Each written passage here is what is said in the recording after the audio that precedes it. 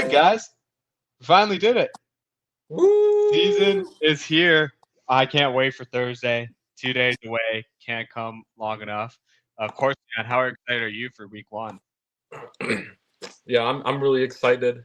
A lot of fantasy drafts just happened for me like over the last like 2-ish weeks or so. Um, so there's a lot of that hype coming in right now, and now the league's about to start, and so now you get to see if the guys that I think are going to do good will actually perform.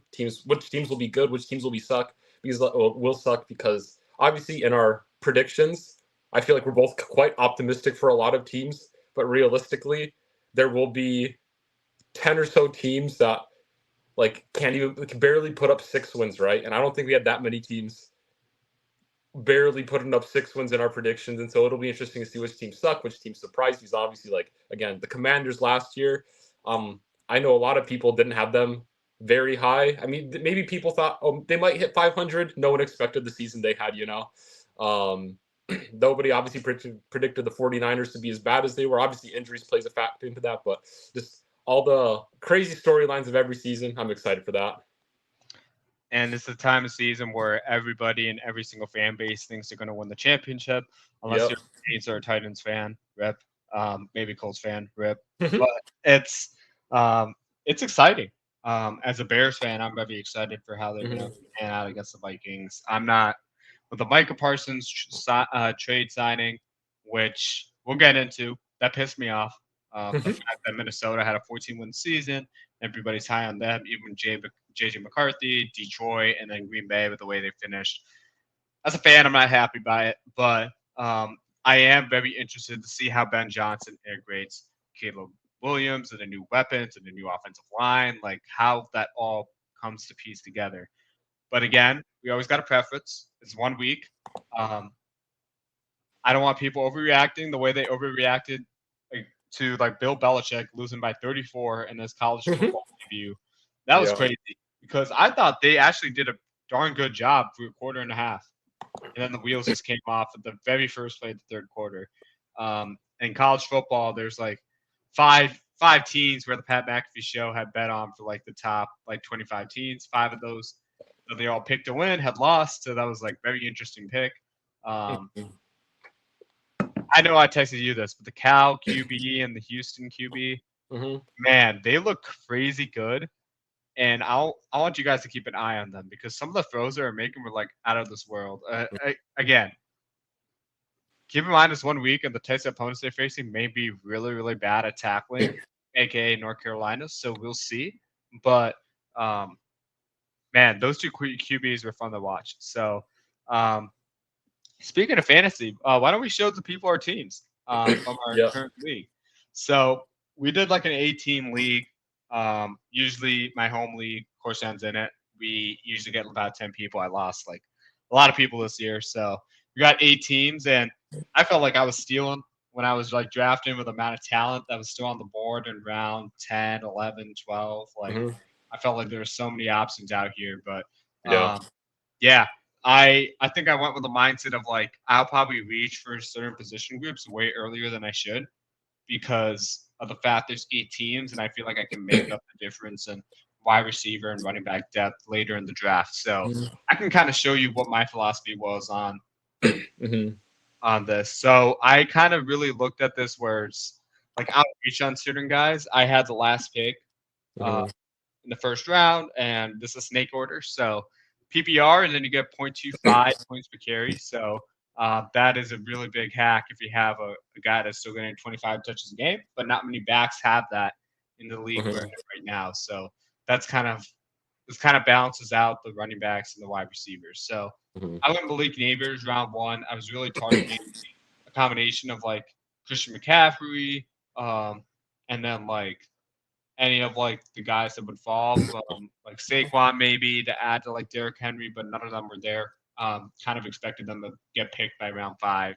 Pick 5 and 6. So I went Malik Neighbors. I think he's kind of one of those wide receivers that's like QB proof, and I think he's got a consistent QB with Russell Wilson that will give him some chances.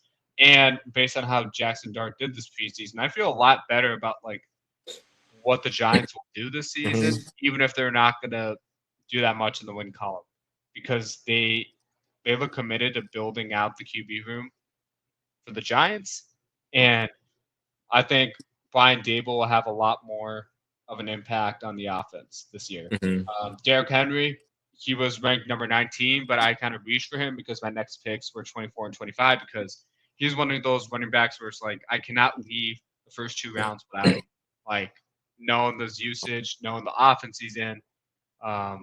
That's just somebody I can't miss up. So if you look, a lot of my picks, I try to look at good offenses and great offenses because the great offenses will get a lot of touchdown trips, but a lot of these players that I'm prioritizing are focal points of their offense, or I think they will be throughout the season. So Joe Burrow, round 5, I was really looking for Josh Allen in round 4. But then when I saw Tyreek Hill slip, I was like, okay, he's going to be my third wide receiver behind Malik Neighbors and Devontae Adams. And if he turns the season around, like turning around is 1,100, 1,200 yard receiver. And I think Devontae Adams and Matthew Stafford, that's a top 10 receiver to me. Like I think his ceiling and floor is top 10. He could be the 4th best wide receiver. He's had his best QB in years, in my opinion. And then you have Tyreek Hill potentially rebounding from a really bad 900-yard season. I'll take that bet. And to double down on that, I took Xavier Worthy in round 6. Now, a lot of people are like mixed on Xavier Worthy, but I think the Rishi Rice news and like him being in his second year, he's going to take that leap. So I was like, at this point in the draft, I was like, I only have one running back. It was Derrick Henry. Yeah.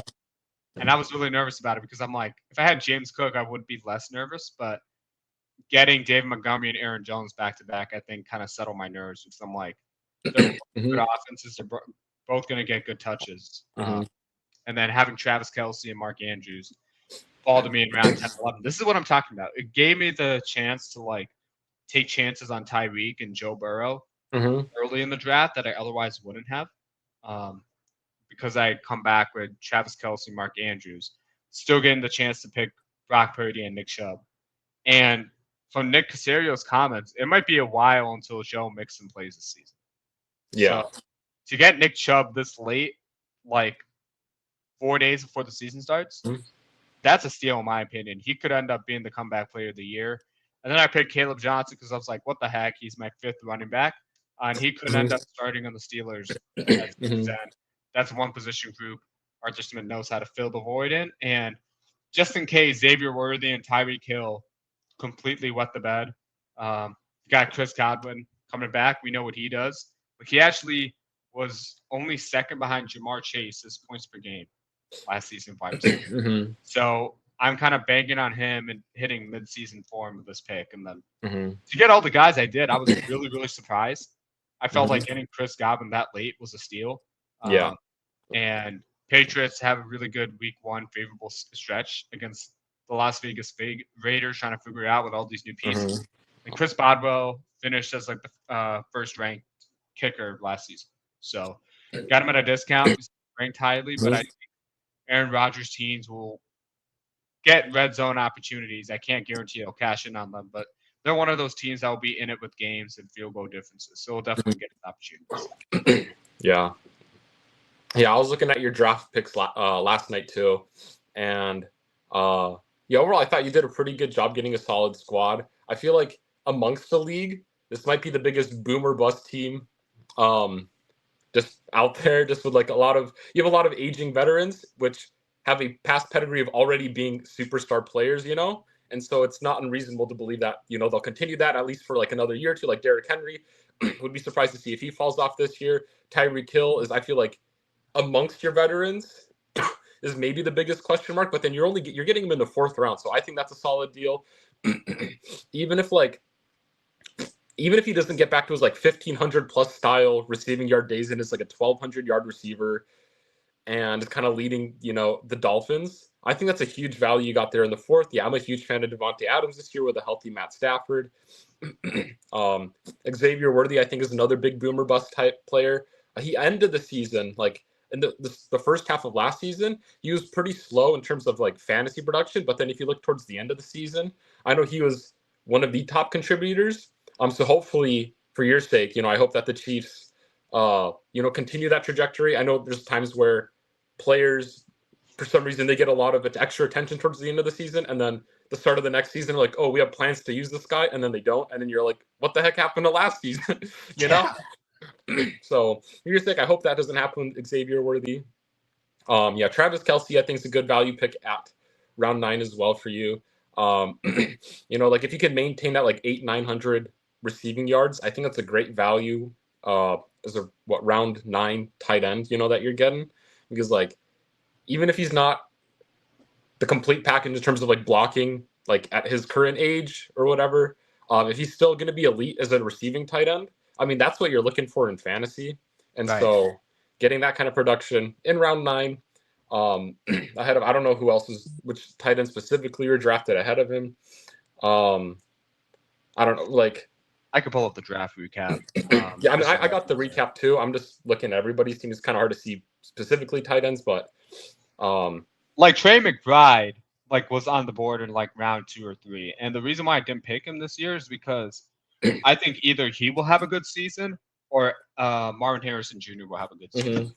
And I think there's going to be weeks where one pops up and the other pops up just with the style of Kyler Murray's play. Like, if it was a different QB, then I would be like, oh, Trey McBride all the way. But that's how Kyler operates. So he was a boomer bust tight end in my mind, even though I'm really high on him as a prospect. And I have been. Like, I have him, Brock Bowers, and TJ Hawkinson all on the same dynasty team. I feel ecstatic about it. But like for purposes of redraft, I'm looking at it from a year-to-year scenario, and I'm like, okay, I could have picked him, given that I can make up the receivers and running backs later. But I feel much comfortable with Travis Kelce being pissed off, motivated this season, without Rashee Rice to kind of take up the burden too. And if he truly falls off the face of the map, I know Mark Andrews is going to get a lot of touches, especially with Isaiah likely out. So yeah. I try to build guys with great rapport with their quarterbacks as well. So I think having Kelce and Andrews on the same team is just insane to me. I think the discount on them is right. Yeah. So yeah, I think he was good there. And then I like the Caleb Johnson pick as well. Like for a round 13 guy who could potentially maybe back half of the season be leading the team in touches. I think that's a great value there. Like last season, I found a stat, or someone did like this kind of like this stat kind of research thing where they looked up like best lineups like going into the playoffs / championships, and like the most optimized lineups. 40% of the roster was rookies, and so it's like I think that's an outlier compared to years past, but I think that's saying a lot of how teams are viewing rookies, at least nowadays, in terms of like immediate production more than ever. Where I feel like in the past it was like, oh, you have like a couple guys that break out, but then it's just like and then you have like a lot of year 2 to 3 breakout stars. But then last year you had a lot of guys off rip who were just superstar players, and so I think just trying to get rookies at value picks is a smart decision. Like I know if you were drafting a little bit earlier, Emeka Egbuka was kind of like the fantasy rookie darling. But then the last like week and a half or so, it seems like everybody's been talking about him and how he's going to be like this year's rookie fantasy superstar, which, it could be the case. And if you're getting him still as a mid-round pick, you probably are getting a great value there. But it was like the real value came when he was going like rounds like 9, 10-ish in a lot of these leagues. But now he like bumped up to like 6, 7-ish. Anyways, so yeah. I mean, you're missing out on starting running backs. Like, I think the big thing is like a lot of these starters like get hurt throughout the course of the season. Like, I don't want to like jinx Derrick Henry here, but like you do need David Montgomery, Aaron Jones, like guys like Nick Chubb, like Brock Purdy as the season progresses. So, like when you're drafting, it's not necessarily about like let me get like the best player ASAP. It's more like how do I build the depth so I can sustain like the first 4 seasons. Like if I uncover like 2 or 3 injuries on my roster, because like based on my experience, that's happened to me. I was really counting on guys like Kerryon Johnson and like all these other guys that just got hurt, and I was like, well, dang, my whole draft strategy hinged around these two players. Whereas like it's more about like how do I sustain the depth to get into the playoffs, and then for the playoffs, it's just if you have your top end stars like Malik Neighbors and Derrick Henry performing at peak performance, you're gonna win the championship because you need those guys at high end. But I think for these purposes, it's like you could easily get caught up, and I almost did with throwing Malik Neighbors, Devontae Adams, Tyreek Hill, and Xavier Worthy. But you got to be prepared for draft strategies where it's like, oh, I might have to take the James Cook. And there weren't a lot of wide receiver options for me in my 10-team league. So I ended up I drafted Brandon Ayuk with the purposes of not expecting anything of him, like with one of my last picks. And I knew I wanted DeAndre Hopkins, but I knew not a lot of people would draft him because he's like fourth or fifth receiver perceived on the Ravens. And he's probably not going to do much because he didn't do a lot on the Chiefs, like even though he had some weeks where he boomed, right? So knowing that I had an IR slot, I took Brandon Ayuk, I drafted him, and I put him in the IR because I'm like, okay, if he pans out, fine. If somebody else gets hurt, I'm gonna drop him because he's not gonna help my team right now. And I rather find like backups throughout like the first initial weeks that suddenly become starters and add them to my team for free. But I also want DeAndre Hopkins on my team just in case he pans out because I know he and Nick Chubb are gonna have better seasons than perceived. Now, whether that pans out to reality, I don't know. So it's just me expressing confidence. But we talked enough about my team. I want to jump to yours. I mean, I can one last point for your team quick. Go ahead. Yeah. One quick last thing about your team too. Obviously, also I'm not a huge Nick Chubb fan, but I do think that it is a good value to get Nick Chubb where you got him. So I'm just saying props to you for that because like regardless of how well he does, he is a starting running back going into the season. And so it's like, if he's getting starting running back touches for a majority of the season, I think you're getting a good value from a backup position running back that can fill in at least as a flex option or a backup running back on a bye week. Because if he's like ends the season with like 900, like maybe like 1,000 all-purpose yards.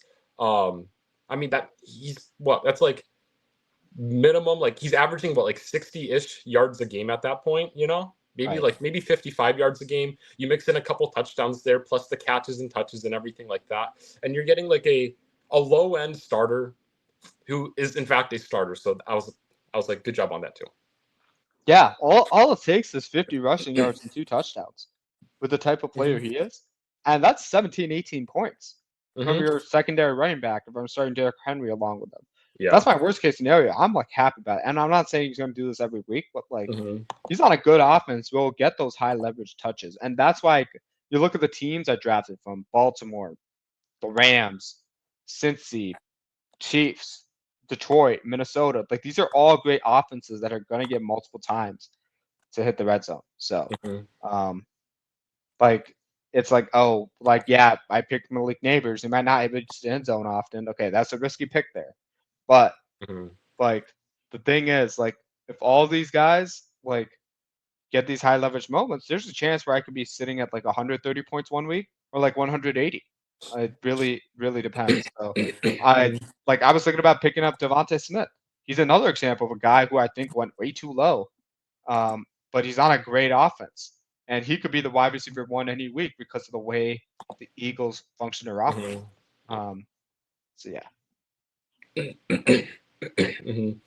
Yeah, okay. Now we can go to my team, I guess.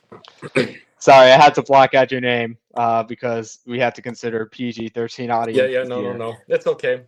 It was funny because I finished drafting my team, right? And then I was like, I changed my name before the season, like the draft, because I was like, oh, I don't know who I'll have, so I'll just have some generic name. And then I looked afterwards, I'm like, wait, I drafted him again? And so I was like, okay, we're doing part 2, I guess. I was shocked. I was like, oh, wait, you do have him on the 13th round. So that made total sense. Yeah. But anyways, going with my team, I mean, first round pick's a first round pick. I got Jahmyr Gibbs. I think for me, it was like between him and Justin Jefferson. But I was like, I want to prioritize running back round 1 and then wide receiver round 2, just because I feel like there's typically somewhat better value for wide receivers in the second round than there is running back and like the running back drop off from round 1 to 2 versus the wide receiver drop off from 1 to 2. I feel like I prefer the running back first round. Drake London, I was like, he's a solid player. He had a phenomenal. He finished like 16 points per game or whatever last season. So he had like borderline like a top 10 wide receiver season last year, and that was with the complete show of whatever was happening with the Falcons. So you know, I'm expecting with a probable upgrade at quarterback with Michael Penix that he at least continues that trajectory, or at least continues that pace that he was on, and still averages like 16 points a week for me. I think that would be super good there. And then Brock Bowers at round 3. You could argue that was a reach, but also I was like, this is an 8-man league. And so here it's, in my head, when you have like a shallower league, it's about getting the best of the best when they're available, you know? So it's like, at round 3, it's like, sure, I'll have the stark advantage over other people at the tight end position, in my opinion. And so I was like, sure, why not get tight end here? I was worried about maybe not getting enough depth at other positions that I liked. But then I always feel like in my mock drafts that I end up drafting like a million wide receivers. I still drafted like maybe a couple too many wide receivers in this draft too.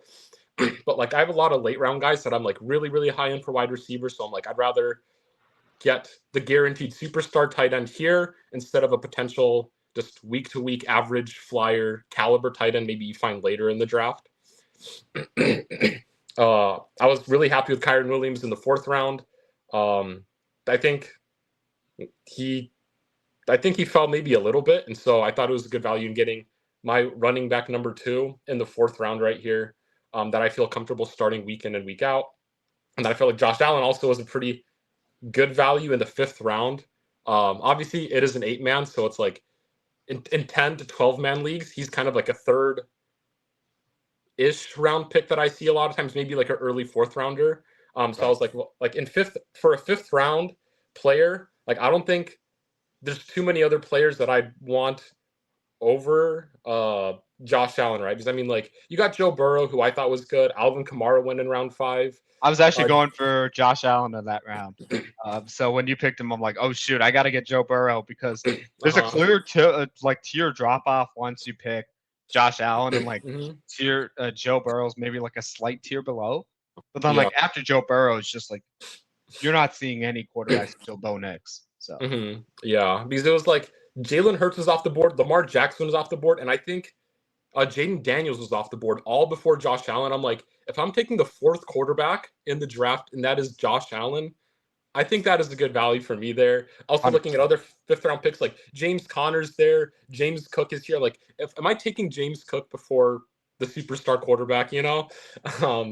Who else? And yeah, Jaden Daniels, I think, was taking a couple picks, and then Chuba Hubbard was the other 5th round picks. And so I was like, I feel like of the 5th round pick players, Josh Allen was my favorite guy that was at that spot, so I took him there. Breece Hall is a guy who I think a lot of people might be down on. I'm personally really high on him this season.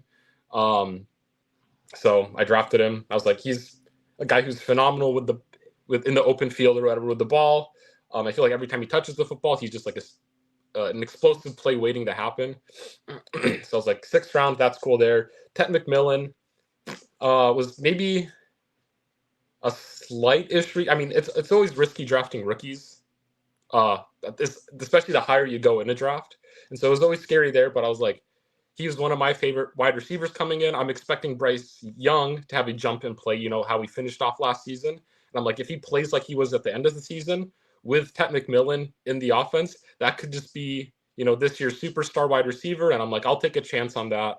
Even if it doesn't reach, because there are guys below that I'm also a fan of. So you have my run of wide receivers here with Calvin Ridley, Matthew Golden, and Ricky Pearsall, who I think are all like, well, literally McMillan, Ridley, Golden, and Pearsall are all the expected wide receiver ones for the respective teams, at least going into week 1.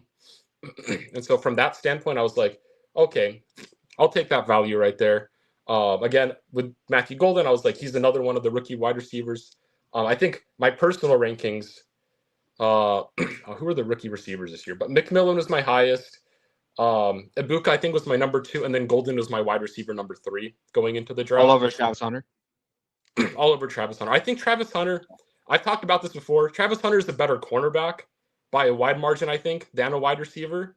And not to say that he's a bad wide receiver, but I think, I mean, like he was going to get drafted in the first round, even if he was only playing wide receiver. I think he was a first round pick. I just think that like the fact that he is a better cornerback, like lends to the fact that I think there are better receivers than him. And then additionally to that, he is wide receiver 2 in the offense. That's not like a knock on him, but that's my value in terms of like at least fantasy point scoring here too. Then quickly next, I got Javonte Williams, round 11. I don't think he really has much going for him, but like week 1 starting running back at round 11 isn't the worst thing to get, if he plays well enough as a back to be my backup, that's phenomenal for me. If he sucks, I'll just cut him and pick up some guy off of waivers is kind of the mentality there for me. I was also really happy with the Jaden Waddle pick, where at least from ESPN rankings, he was supposed to be like a round 9 to 10 guy. And then he just kept on falling and falling and falling. And I'm like, well, he's like 2 years away from like his really productive fantasy season. And that's really just tied to like the health of Tua Tagovailoa. And so if we have a healthy Tagovailoa throughout the entire season, he could be, an underrated star player that's just kind of like at the back of my roster. Travis Etienne, similar to Javonte Williams, where he's the starting running back for the team. Bashal Tutin I like him too, but again, Etienne's like a year now. Like, last year he sucked. The year before he was like one of the best fantasy running backs. If I can get a sliver of that at round 13, great for me. Zach Charbonnet, whenever he plays like more than like 60% of snaps, he puts up a running back 1 caliber week. So it's like, if it happens, Kenneth Walker's hurt 3 games during the season, I'll have Zach Charbonnet play as my starter for 3 weeks during that season. Cam Little's fun because he kicked a 70-yarder field goal in preseason. And then Cardinals, it felt like they had a weaker strength of schedule. So like I think they faced the Saints week 1. And then they faced the Titans like early in the season too. And so I'm like, it seems like an easy enough schedule at the beginning at least. So I'll take him there. But that was kind of my thought process throughout the draft. Yeah, I like what you did at the top. Like, I think your first 5 selections, you knocked it out of the park. Mm-hmm.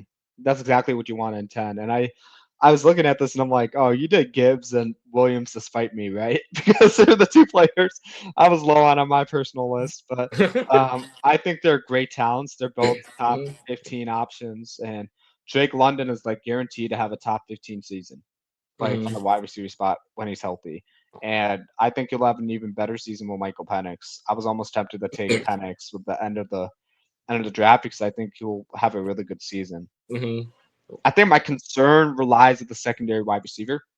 Just from my personal opinion, like McMillan, Golden, to have both on the roster, I don't know about that.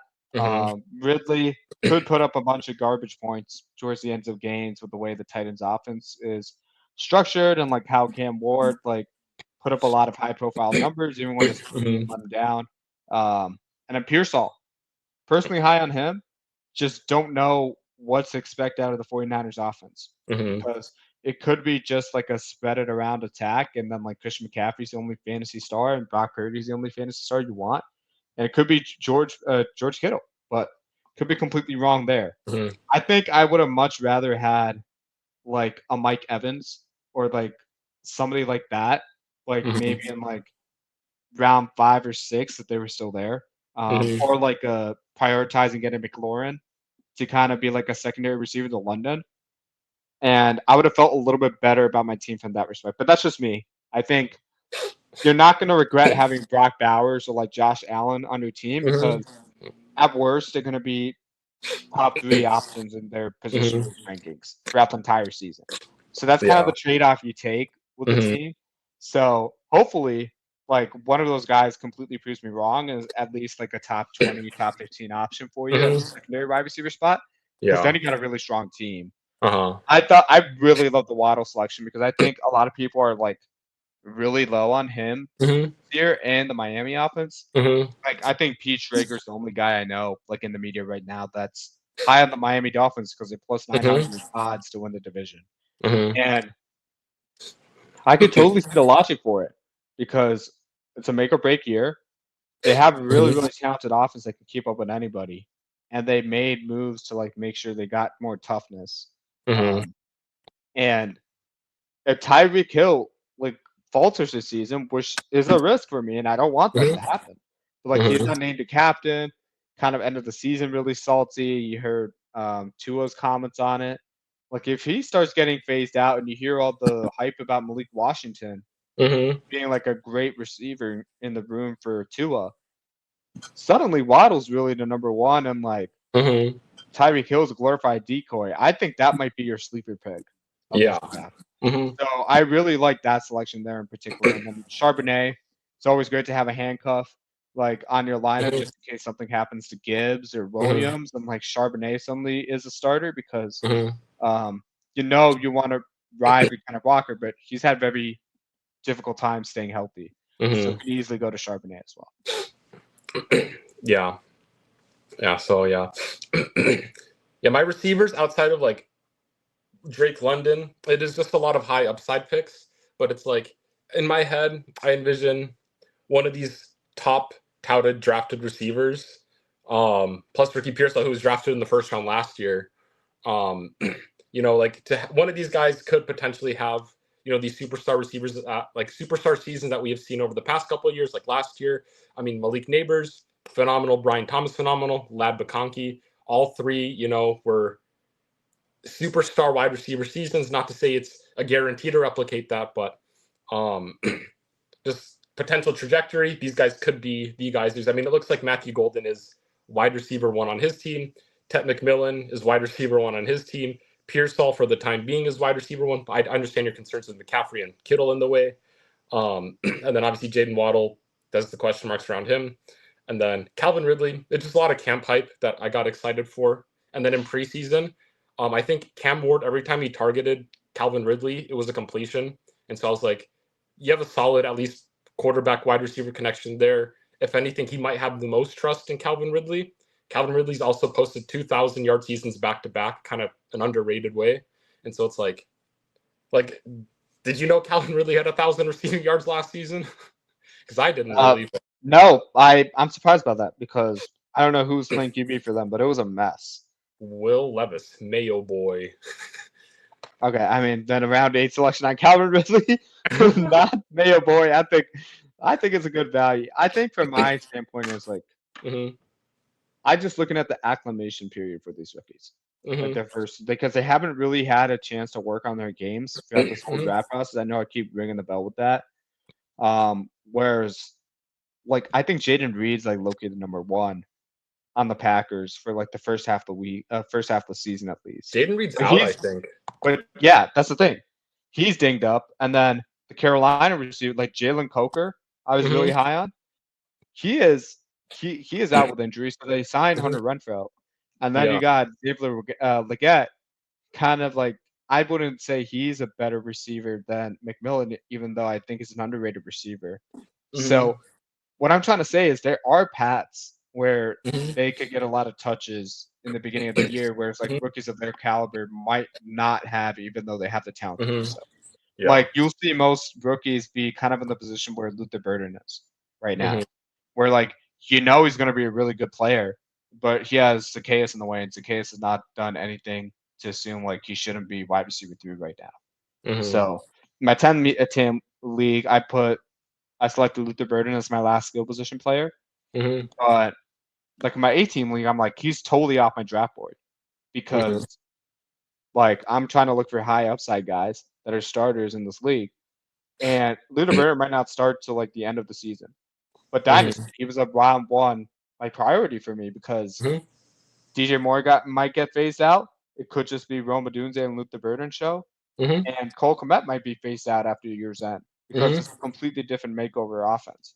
So it's just how the strategies shift from like redraft to like how many teams are in your league to like what the point scaling is like. All those are like I take those into consideration when I Mm-hmm. figure out how do I want to draft my team. Yeah. But again, the draft is not where you win your championship. I Mm-hmm. thought you did a really good job establishing depth at the wide receiver spots in particular, Mm-hmm. considering that it's your wide receiver 2 is probably the weakest part of your roster right now. Mm-hmm. But over the course of the season, one of these guys is probably going to showcase itself where it's like, oh, he's having a really good season. Mm-hmm. And like that value will pan itself out. Mm-hmm. Yeah, so that was kind of it, where it's like in my head, I have maybe fantasy wise RB3, maybe 4. Like Jahmyr Gibbs, he's going to be playing like RB 5 to 6, maybe is his floor in my head, right? Drake London is probably the lowest top ranked position I have, but then I have potential tight end 1 with Brock Bowers, and I have potential quarterback 1 with Josh Allen, which were 2 things that I was looking forward in this draft. And any of those like Gibbs, like Bowers and Allen, they can win your week, like in any given week. So Yeah. to have those guys in your team, I 100% understand the strategy. Mm-hmm. This kind of just shows like how different strategies like go into play with the draft between like what we value. Because you looked at our top 10 list last week, guys, and now you look at our fantasy teams. Corstian and I went with entirely different mindsets. I went like 4 receivers in the first 5 picks. Probably not the best outcome because I'm like, oh, I really wanted James Cook. So I got stuck with Dave Montgomery and Aaron Jones as running backs 2s. Could they be running back 2s? Absolutely. But my preference is to have another guy like an RB1 if I can get him lower than valued. Whereas Corstian's like, I'm just going to get the top talent because that's going to win my week. And that's perfectly valid strategy too. But the wide receiver 2 is where it was like, okay, I got to double down on this and got to spend all my assets in the middle of the board there. So there's no one way to win your league. This is just a starting point, and over the course of the season, it's how you manage it and how you upgrade your team through waiver wire selections, trades, and predictions on like where's the window of your team, like in different parts of the season. So thanks for listening for the update, and I'm excited to see how this season hands out for us. I hope I win. I don't know if that's gonna happen, Doc. Bowers has nothing on Kelsey. Mm-hmm. All right. The big news coming out of the league for the past 2 weeks, seemingly, like all summer, this is being talked about. The Micah and Jerry spat. Jerry said this. Damon Laguna said this. Micah won't even talk to Jerry. Finally gets resolved. I don't like it, though. Micah Parsons gets traded to the Packers. Crazy deal. I'm going to upload the compensation here. Basically, once he got traded to the Packers, he signed a 4-year, $188 million contract. Cowboys, in return, get Kenny Clark and 2 first-round picks. Corstian, you haven't really got a chance to talk about this in detail, but what are your thoughts on how this trade had panned out? It's a crazy trade. There's not much more to say than that. Just like, I was surprised it actually happened, but then you also look at the contract that the Packers paid him, and it's like he's the highest paid defensive player in the league to an extent. That's $6 million. That's $6 million. Yeah, and so to an extent, I can understand why a team wouldn't want to pay that kind of money. But also, like, Micah Parsons was the type of player that single-handedly would be ending drives for opposing offenses on the Cowboys defense and kept them competitive in games where their offense was stalling out, especially last season with Dak Prescott hurt. And so it's like, this caliber of player, you kind of just got to pay the big bucks like that. Funny thing though as well was apparently he's had like back issues that he's taken like shots for or something.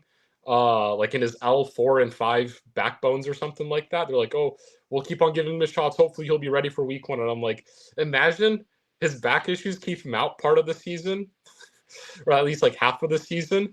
Honestly, do the Cowboys win at that point if he just like has consistent back injuries the rest of his career?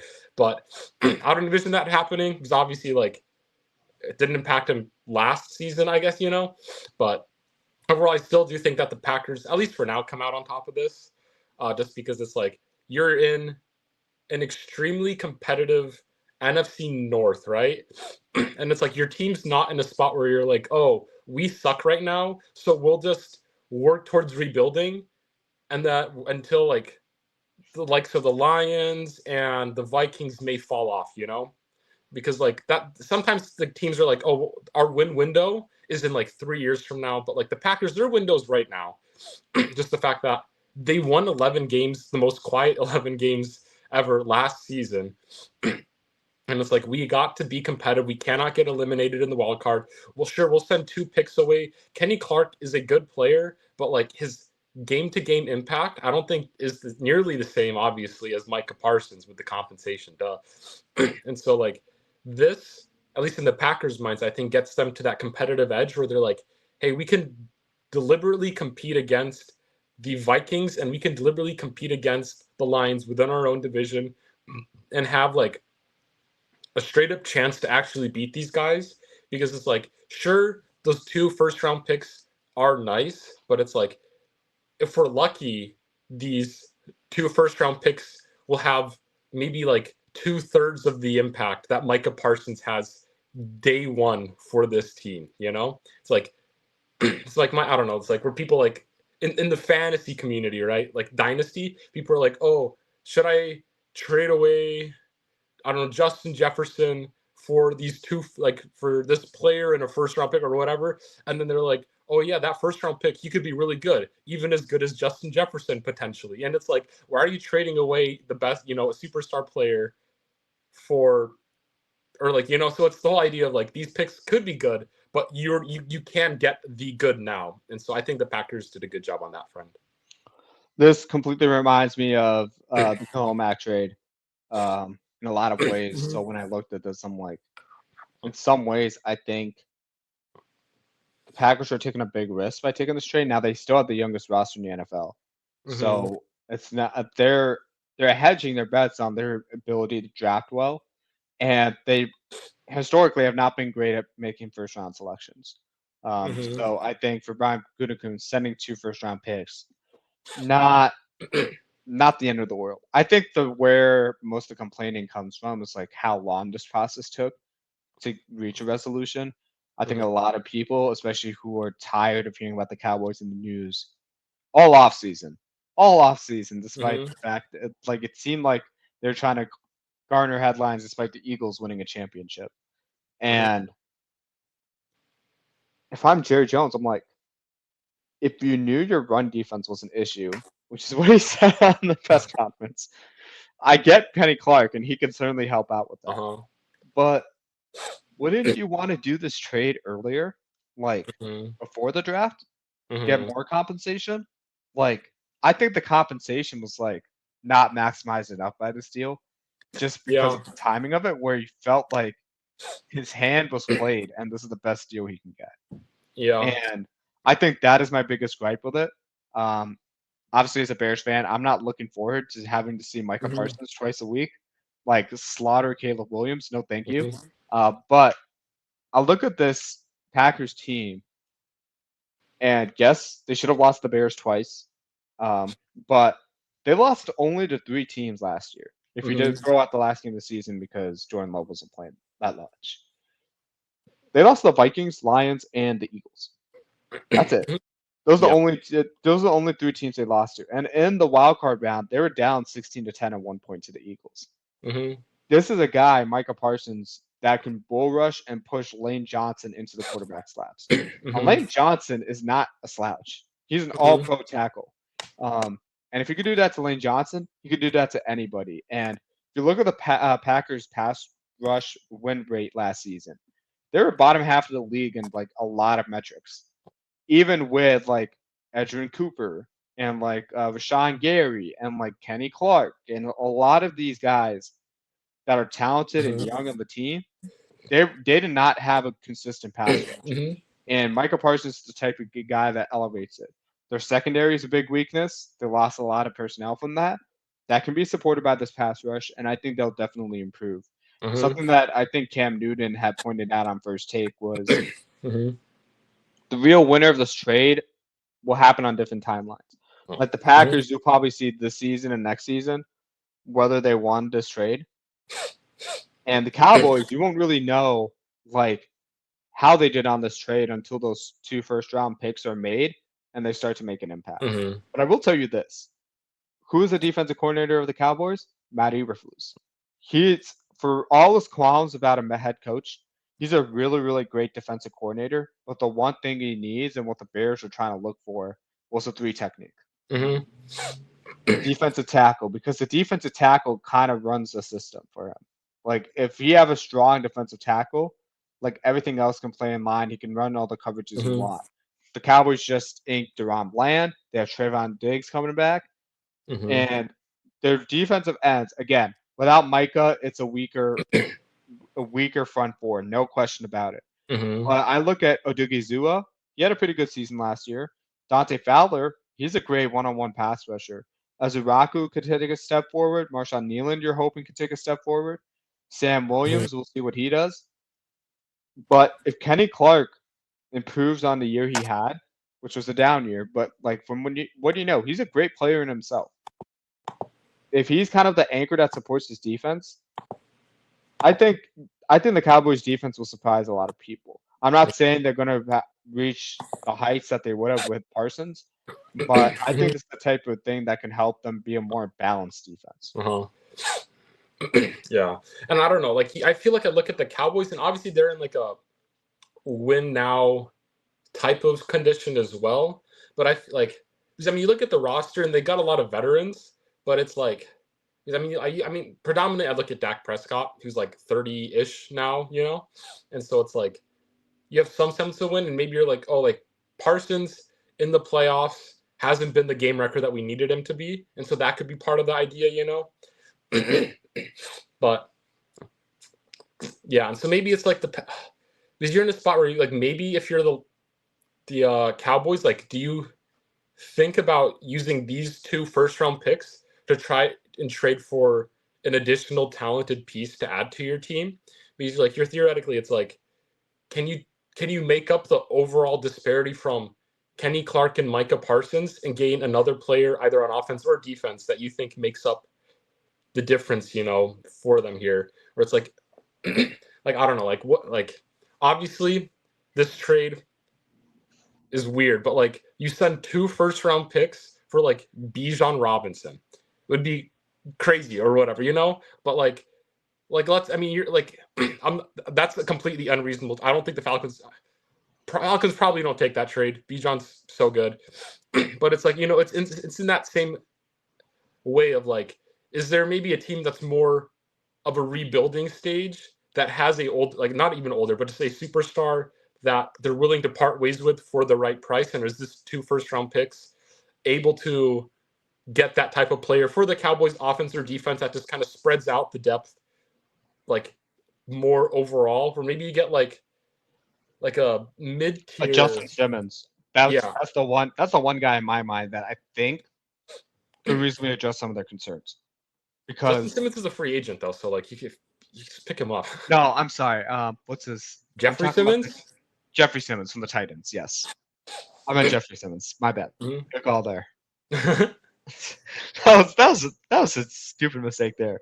I was thinking the Titans D tackle that's been a superstar, but he's been kind of like, when you were describing like rebuilding team, that's where the Titans are right now, right? So like, he would be a perfect guy like to be another defensive anchor that can win pass rush and you can win for the middle. Like, but Trey Henderson probably would be another trade candidate because like his contract's up after this season. The Bengals have a hard time agreeing to terms with him. You might be able to get him on a slightly cheaper cost. And like, financially, when you're talking about like the contract you offer, than a Micah Parsons, but you can get the same impact. Yeah. Now, one other thing I'm excited for, at least on the Packers side of things, is just Micah Parsons' age. He's 26-year-old. He's like basically just around the prime of what his career could be, you know? Because you look at like some of the other premier pass rushers in the league, right? You think of like TJ Watt, who's 31 years old. Myles Garrett is 30 years old. Danielle Hunter, 31. Max Crosby, 28. Nick Bosa, 28. Trey Hendrickson is 31. Josh Allen's 28. Brian Burns is 27. Even like, I'm looking at the highest paid pass rushers, by the way. Montez Sweat is 29. Parsons' new counterpart, Rashawn Gary is already 28. Andrew Van Ginkel is 30. And then you reach the first guy younger than him with George Karlaftis on the Chief at 24, then Greg Rousseau at 25. But then you get Josh Sweat 28, Jonathan Grenard 28, Bradley Chubb 29, and then Khalil Mack at 34 years old. And so it's like, age-wise, like, I think this is arguably the best pass rusher the Packers could have traded for like a multi-year win window, which I think is like, because like, sure, like TJ Watt, I think you could potentially, I mean, I don't think Steelers are interested in trading with TJ Watt, right? But like theoretically, you send the same exact trade package to TJ Watt and you're like, okay, well, we have like a 3-year window that we're trying to like get to the Super Bowl in, but it's like TJ Watt at 34 years old, the same player he's going to be, the past 3 or 4 years, maybe, but maybe not. And so it's like, you get a guy like Micah Parsons, who you're like, honestly, if he's playing like this for like, I mean, the oldest guy here is 31, I guess, besides Khalil Mack, but like, so you have 5 years potentially of, the superstar play, which I think that's probably the biggest thing I'm excited for, at least for this Micah Parsons trade for the Packers. I'm not excited for it. I hate it. But you make a great point by it. And I think the bigger concern I would have with the Packers is like, how are we gonna pay our guys, like the rest of the team on this roster, to hold this team together? Because you had to get rid of Jair Alexander for the same reason, like Eric Stokes, like really consistent guys that are great talents, and then you have all these wide receivers that you got to pay eventually too, right? So it's like, okay, which of these guys are we going to pay? Like a lineman and the D lineman, like we got to consider them. So it's like a contract like Micah Parsons, especially after the Jordan Love one, like you're really hedging your bets on Jordan Love right now. Yeah. To be the player he is, and when he's healthy, he's been pretty good. And last season was very inconsistent. He dealt with a lot of injuries. So these next 2 years will probably be the 2 ones I would look at the most, because after 2 years, the Packers are either like looking really, really good coming out of this trade or really, really bad. Because if this is not enough to get them to the Super Bowl, nothing will. Yeah. Yeah, I don't know. I mean, like, yeah, sure, the contract is like a slight concern, but I'm like, if I'm the Packers, realistically, outside of Jaden Reed and Matthew Golden, I don't really worry too hard about like losing a couple of these guys to free agency. And it's like Romeo Doubs, if he's like, I want to get a contract somewhere else, like, cool, I'll draft another wide receiver in the 4th round that'll do exactly what you do, Dobbs. Dontavian Wicks, you've had like your whole career to try to figure out how to not drop the football. I mean, maybe you turn around to become Devontae Adams part 2 for this team like he did. Syvon Williams, cool. Malik Heath, cool. Christian Watson, is he even on the team, like low-key? So I don't know. I look at that. You're already paying Josh Jacobs. Jordan Love's already got the contract. Maybe your concern on offense at least would be if Tucker Kraft like has just like a repeat or does better than we did last year, then you're like, oh, we might have to pay him a decent amount of money to continue being our tight end. But then, yeah, I mean, you're already paying Gary, like Rashawn Gary, a fat contract to be a pass rusher. So it's like you already got him on like his contract thing figured out. Micah Parsons obviously under contract. And then you got like a lot of young guys in the secondary. So it's like when you got a lot of rookie starters, this is your time to like that you trust, at least this is your time to invest in a big boy contract somewhere. And so I think that's what they do with the Packer or with Micah Parsons. Because it's similarly where it's like a quarterback on a rookie contract, you're trying to that is good, like Jaden Daniels, right? You're willing to splurge more for like superstar players because you're not paying your quarterback yet. For the Packers' sake, it's not necessarily their quarterback that they're not paying, but they got a lot of receivers that they don't have to pay top dollar right now, right? And they have a lot of guys in their secondary right now that they trust but aren't having to pay top dollar. Whereas you look at like the Bengals on the other side, right? Where it's like instead of paying Micah Parsons, I mean, I guess they're paying Trey Hendricks a ridiculous amount of money, but you're spending all this money on Joe Burrow, you spend all this money on Jamar Chase, you spend all this money on T. Higgins and now Trey Hendrickson, like there are other holes on the team, obviously, which is the issue for the Bengals. But like for successful teams, it's you keep on recycling your kind of not as productive veterans that will demand a high paying contract in free agency. but you think that you can get a potential starter in the draft or an affordable kind of Band-Aid piece in free agency. I mean, you can look at Zach Bond last season with the Eagles, where it's like you get one of the best off-ball linebackers in the league, right? For basically pennies on the dime. And it allows you to pay crazy contracts elsewhere for your team because a guy like that plays good. You look at their secondary as well in the Eagles, where you literally have 2 rookie cornerbacks who are effectively 2 really good starters that you're paying rookie contracts. And so, again, it allows you to pay big dollar for other positions that get you over that hump. So, I mean, kind of agree with what you're saying, though. It's like this is their win window right now because, once guys like Javon Bullard, Nate Hobbs are playing really good, if Matthew Golden in like 4 years is repeatedly putting up like 1,200-yard seasons, he's going to demand a $30 million contract, at minimum. Right. And so it's like that's when it gets tricky to keep a guy like Micah Parsons, but obviously they're not paying those guys yet. Luckily, like Golden literally just drafted him. That's the perfect situation, I think. If Golden is your expected wide receiver 1 of the future, you have 4 years basically before you have to pay him the big bucks to get a little win window out of the way. Yeah, I just think about like Rashawn Gary, like trying to re-sign him like to another contract, and like Jordan Love, and then DeAndre Wyatt, like all these guys that you're having high hopes for, and your own lineman, like on top of it. That's where it can get really, really tricky. So, but again, this is just like 3 to 4 years from now where they have to worry about that problem. So really, the 2-year window is like where I'm looking at the Packers. Can you win the big thing? Yeah. Rashawn Gary hits free agency in 2028, by the way. Okay, and it's 2025? Yeah. So at least 3 years. Right. So that third year, by the time that third year, you got to financially plan around like what's going to happen, right? Yeah. And ideally before that. So that's why I'm putting 2 years on that spectrum. But yeah. So I mean, it's nonetheless, that 3-year win window. That's the risk you take when you move when you make a move like this. Mm-hmm. So absolutely the right call by the Packers to make this move. I probably would do it myself. But now it's like, okay, now that we have him, how do we make sure we hold our team together? That should be the long-term vision of the Packers. Yeah, you're either the Saints or you're the Eagles when it comes to contracts. Yeah. Saints just have to have one really, really bad year. They just gotta rip the Band-Aid off and like just tank. Yeah. All right. Speaking of like teams that can go either way during week 1, let's talk about some of the week 1 like important things to talk about. Corstian, for me, I'm kind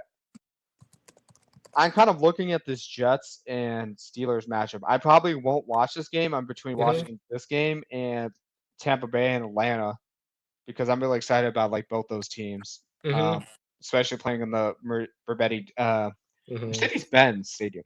So I'm really excited about that game in particular. But there's a lot of hype between the Steelers and the Jets. Who's going to win this one? But I think the bigger storyline here is like, can Rodgers and Tomlin put it together, like from former Super Bowl matchup in 2011 to like making it this far? Like, I think I'll be very excited to see like how do they look week 1 to get an idea of like, oh, where this team stands with the rest of the conference. I think that would be a huge selling point because the Jets are a very talented defense as well. So it's not like it's the Jets. They're not a huge barometer. It's because the questions are like, what does the Steelers offense look like?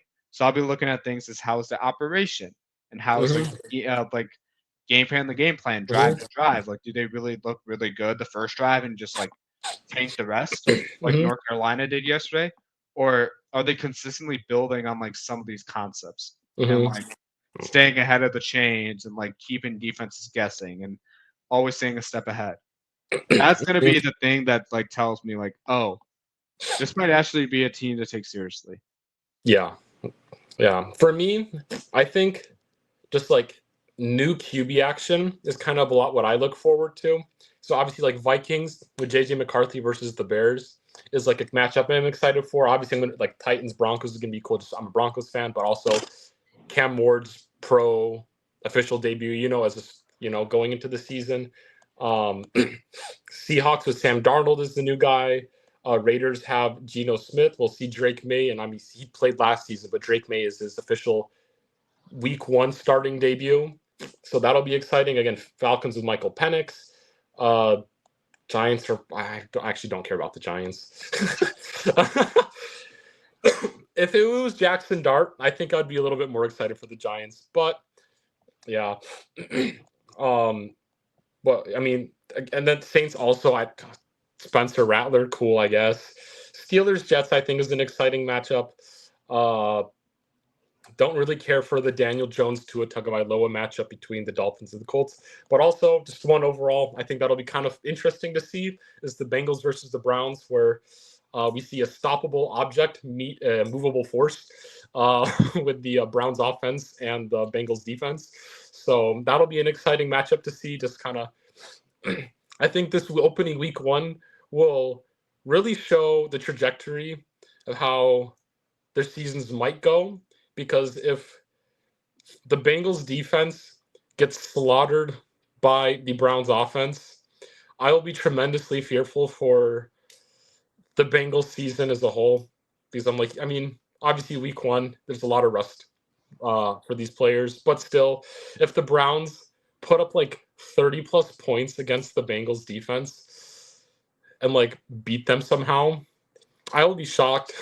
I will laugh as well, though, because I'm like, of course, the Bengals lost to the Browns week 1.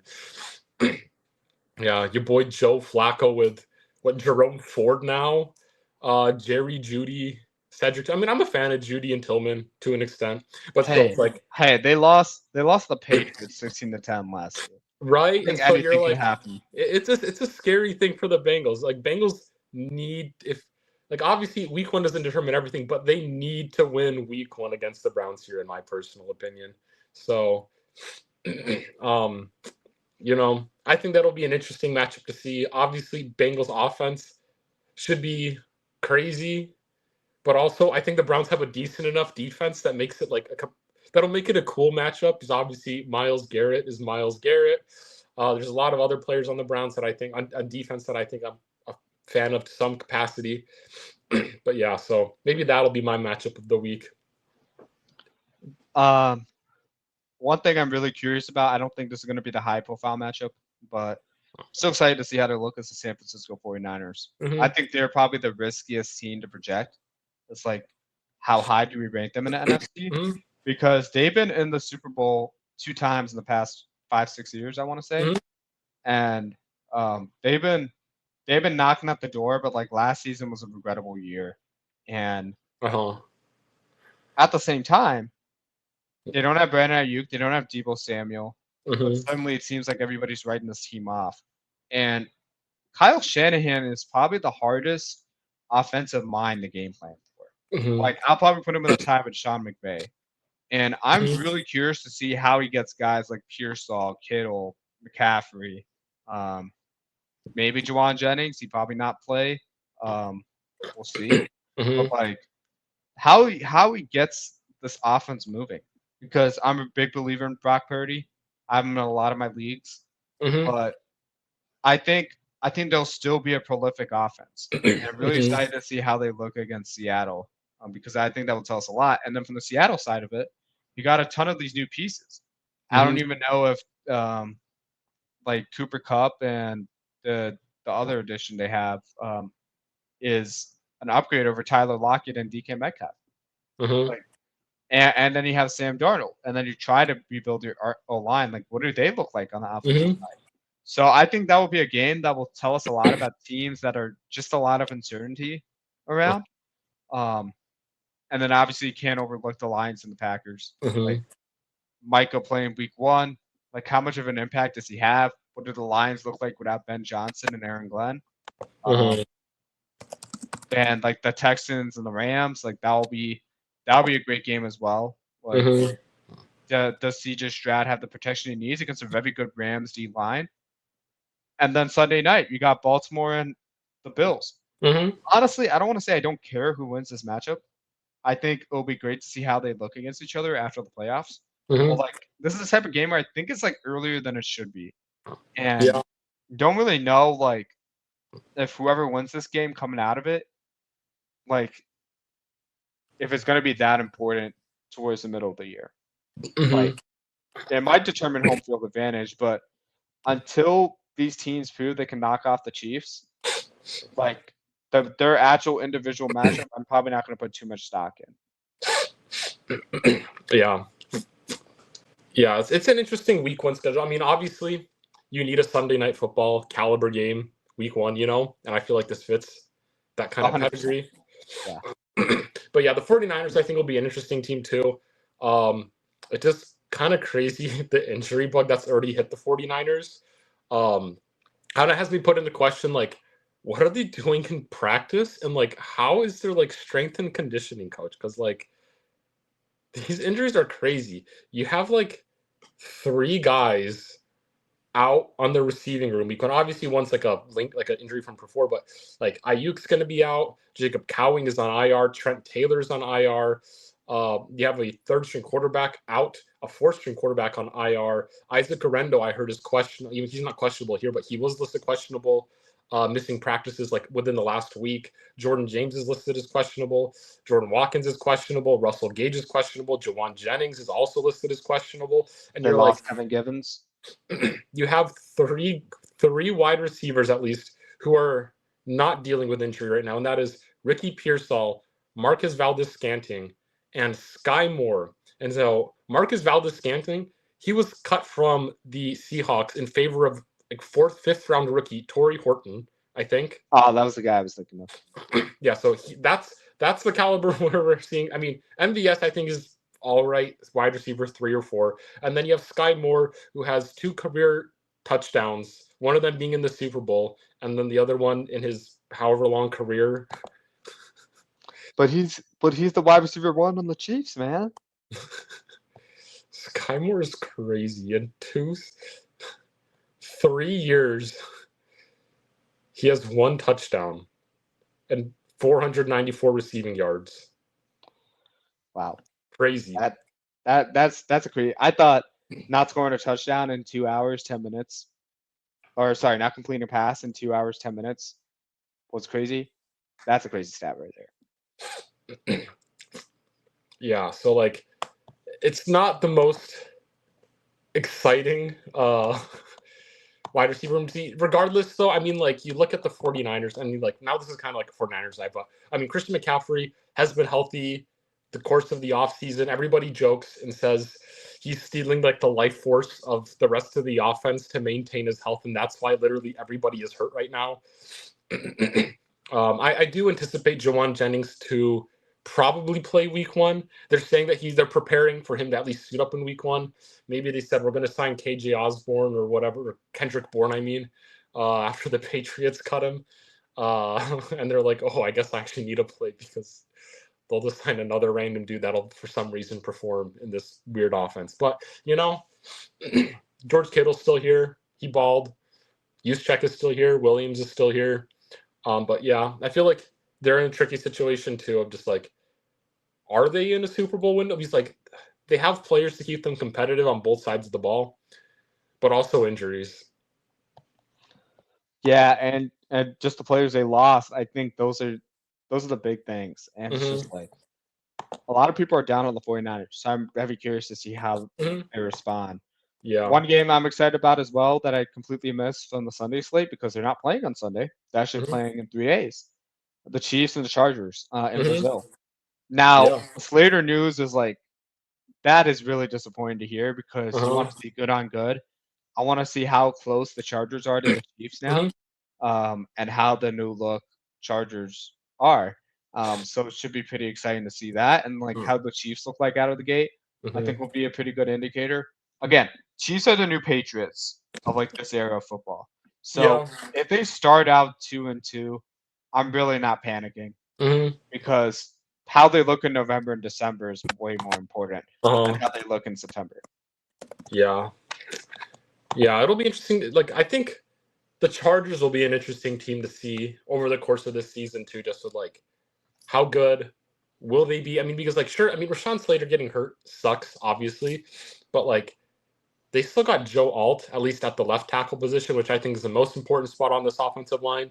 And so it's like, It feels kind of like the Trent Williams effect, not Trent Taylor, the wide receiver. Yeah, but I think more than the O-line, it's just a lot about like how do the wide receivers look this season. Plus, I mean, like they have a lot of younger talent and like a young and old talent, I guess, is where you have Lad McConkey, who I trust, but then you have Quentin Johnston, who just seems to be weird. Keenan Allen, who I think he can perform, but he's still an older player. So you're like, has he hit the cliff? You know, just because it feels like a lot of times with older wide receivers, they're good one year, and then the very next year they just kind of face a cliff. We kind of saw this with Julio Jones after he left the Falcons. I mean, in some capacity, DeAndre Hopkins, where I still think he could be, productive, but he's nowhere near. It just kind of felt like one year he was putting up 1,000 yards. The next year he was like he was like putting up like 600. Keenan Allen and he still put up 700 yards, so it's not that bad. But I feel like there's like this cliff that some of these veteran receivers face. So it'll be a good question of that. But then you also have Trey Harris, young player. You have KLS, Kendra Lambert-Smith, who I'm a fan of, but he's also a rookie player. So it's like got all these guys.